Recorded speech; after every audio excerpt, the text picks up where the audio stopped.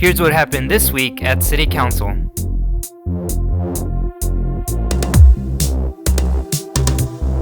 The virus is still very present in our community.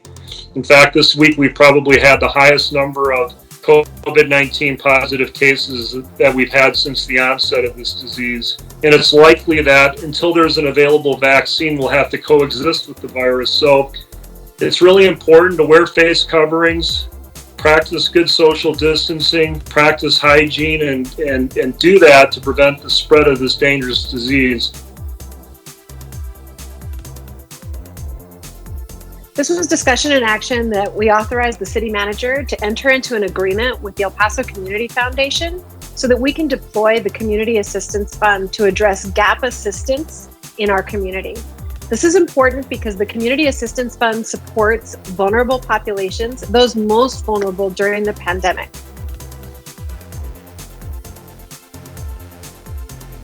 The CARES Act is really the dollars that have come in from the federal government to help people, families, businesses in El Paso.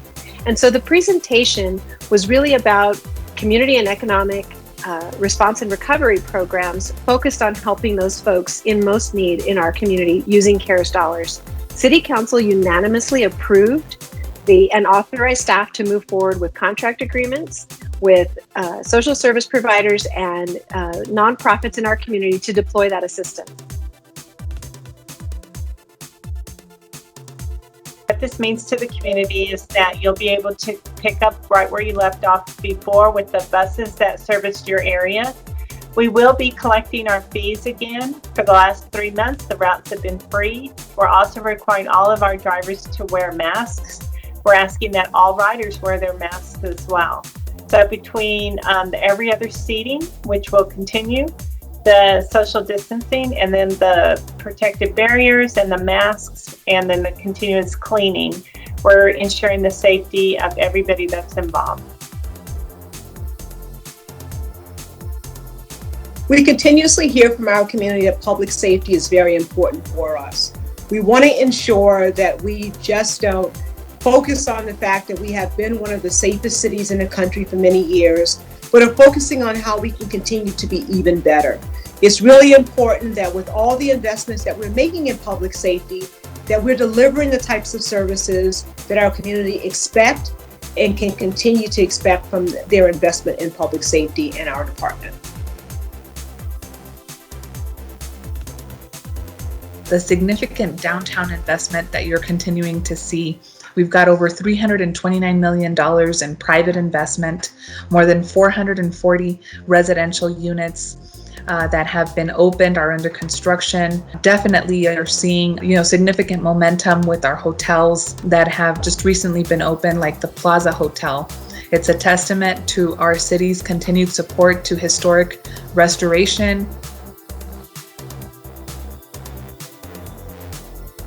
The improvements we've made as part of the budget development process has led to 5 consecutive years a surplus of over $18 million to our fund balance. This is important to the community because it allows us to be able to have adequate funding in case there is an emergency. We've improved the way we have community engagement through Chime In. It's important to our community because delivering a high-performing government ensures that we are meeting the needs of our customers, you, our community.